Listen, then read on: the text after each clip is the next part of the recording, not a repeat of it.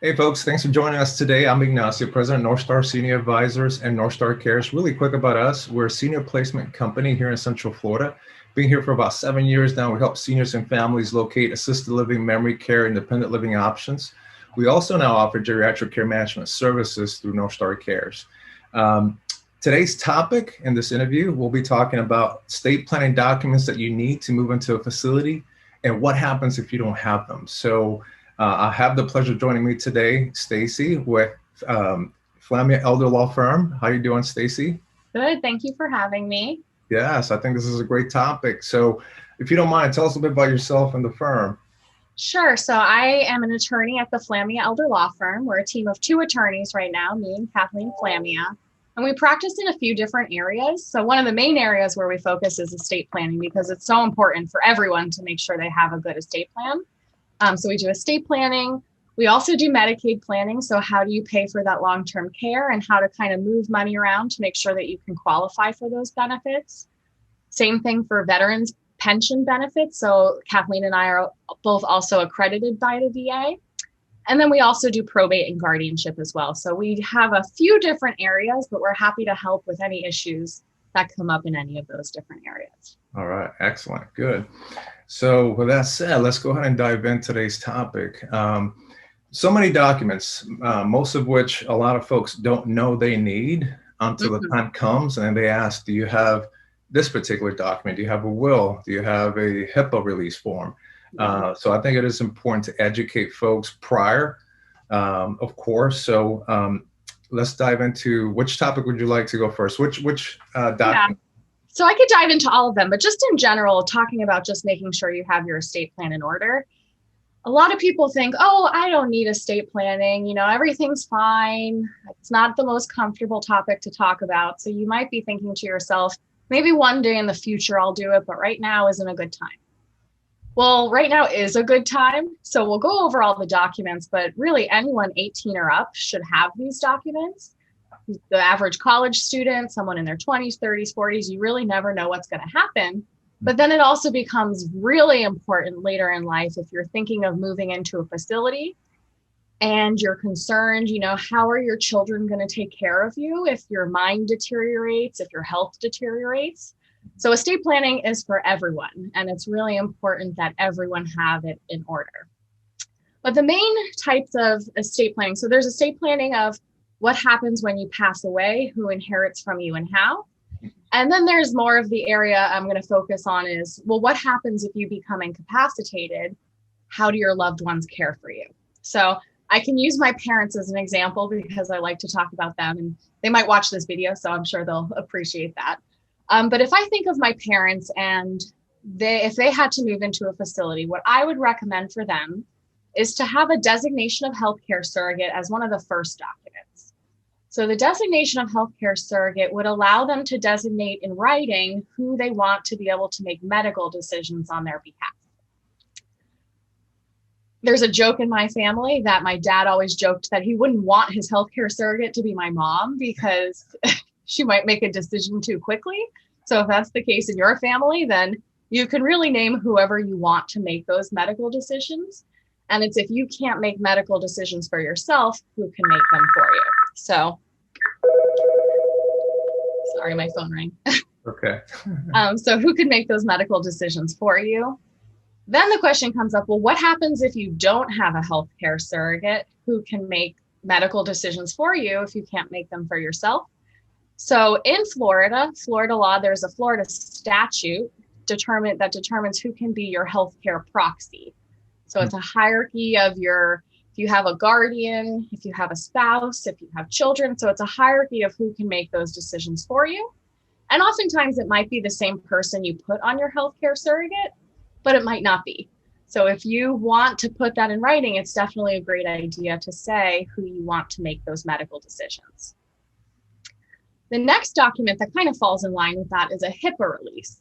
So the Hipaa release says who can speak to doctors on your behalf to get just access to your healthcare information, what medications are you taking, how to manage all of that. And the Hipaa release, you can have one person, you can have 2 people. It's really up to your own family dynamics who you would want just to have access to your healthcare information. And without it, now maybe Ignacio, you can touch on this since I know that you're a nurse, but it's my understanding that if you don't have a Hipaa release, if it really gets down to it, if there's no one who's authorized to speak to medical professionals, a medical professional is going to talk to your next of kin, but they're not really going to give as much information as if they had a specific Hipaa release in writing. That's exactly right. Yes. Yeah. And the HIPAA is the Health Insurance Portability and Accountability Act. So that's federal law. It's not state law.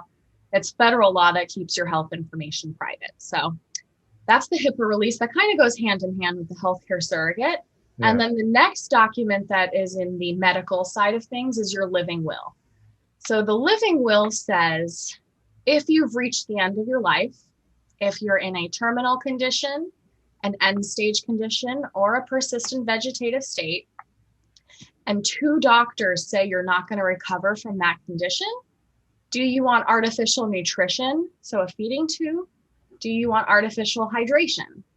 And these are questions that a lot of people are uncomfortable putting in writing. I've kind of noticed that there's 2 different paths clients take. There's on the one side of things where clients are saying, if my time comes, please let me go. Mm-hmm. No nutrition, no hydration. And then there is the other side of things where people are a little bit more uncomfortable making these decisions and putting them on writing. So even if you do get your estate planning done, the living will does make some people uncomfortable. So it is a document that if you don't have one, it's not the end of the world.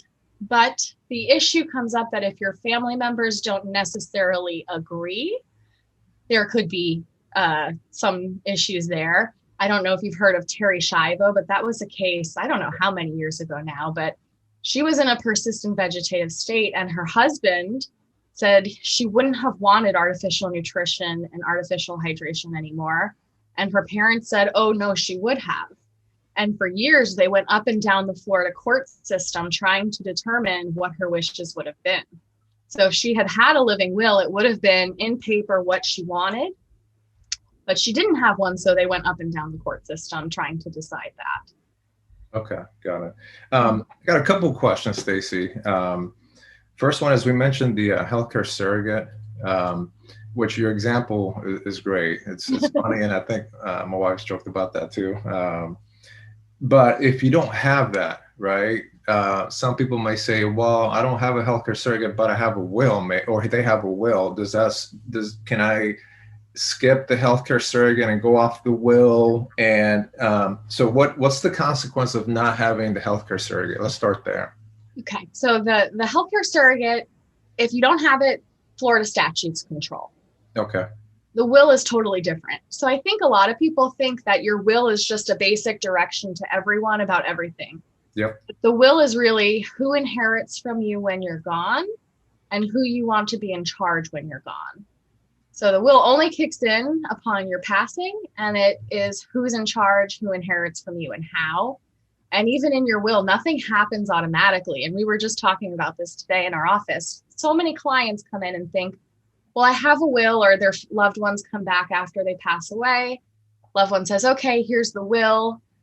What do we have to do? And I talk about the probate process, which is a whole other conversation we can have for a different time. And family members are shocked that they have to go through the probate process, that things don't just happen automatically, as the will says. But yes, if you have a will, it's a direction for what happens when you're gone, but it doesn't happen automatically. So, okay, different document from the healthcare surrogate. Got it. Okay, good. So basically, just to recap, the will really kicks in when you pass. Healthcare surrogate, you're going to need while you're still here to help make some decisions. And of course, the HIPAA, we explained that one as well, as being critical to have access to your healthcare information. Mm-hmm. Okay, got it. Yeah.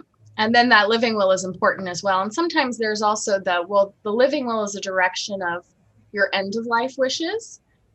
There's also a DNR, a do not resuscitate order, which is a totally separate document. That's actually a medical form that your doctor will provide. So that's if you or your loved ones do not want to be resuscitated, if you have a heart attack, definitely an important document to have, but that's a medical form that your physician will sign off on. Okay. Got it. Sometimes clients also ask about the 5 wishes. So 5 wishes is a great document to have if you're thinking about moving into a facility. because it goes through different types of scenarios of what type of care you would want. It really goes into more detail than what your living will does. The 5 wishes isn't a legally binding document. It's signed, it's notarized, but it doesn't hold up the same, so to speak, as the living will. So all are very important, but there's the living will, the DNR, the 5 wishes. They all work together, but they're separate documents. Okay, got it. Makes sense.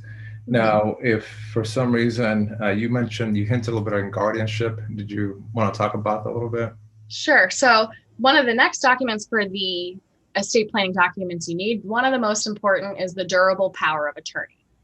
So the durable power of attorney says who can stand in your shoes for your finances while you're alive, who can help apply for Medicaid, who can pay your bills, who can sign the contract for the assisted living facility or the nursing home, who can essentially step into your shoes for your financial affairs. This is by far the most important document you can have. And not all powers of attorney are created equal. So you might have a power of attorney from 20 years ago that's very short and it doesn't have Medicaid planning language. So it's definitely important if you're moving into a facility or even just generally in life, you have a power of attorney. It might be a good time to take a look if you need to update it, especially if it was drafted before 2011, because the law changed substantially in 2011. So power of attorney, most important, especially if you're concerned about Medicaid planning in the future. And I definitely recommend seeing an elder law attorney for your power of attorney, because if you go to a friend who does personal injury or some other area of law and they do estate planning on the side, their power of attorney might not have all the same language that my power of attorney has. Ours is about 30 pages long, so it definitely includes everything that you need. So let's say you have a loved one who does not have a power of attorney, and maybe they are of sound mind, and that's a great time to make sure you have a good power of attorney. But if your loved one is not of sound mind, so maybe they're suffering from Alzheimer's or dementia. So as an attorney, if you come to my office and your loved one has highly advanced Alzheimer's or dementia, and if I sit down and ask them basic questions, who is the president? What date is it today? Anything like that. In my legal opinion, I have to make sure that they understand the document that they're signing. So there's no bright line rule at what point can they sign a power of attorney or not. But if in my legal opinion, I say, I don't think they understand this document, so I don't think they can sign this power of attorney. Well, what happens then? That's where guardianship comes into play. And that's where we see that quite often. So power of attorney, 100% make sure you have it now. But if you don't have it, that's where guardianship comes into play most of the time.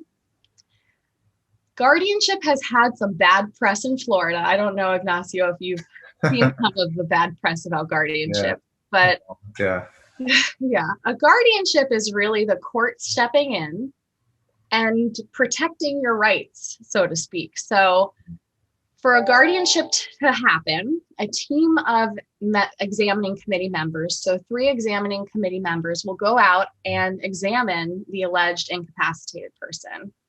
Can they take care of themselves? Can they make good decisions? So based on this examining committee, they report back to the judge, and the judge decides, okay, is this person able to care for themselves medically, financially?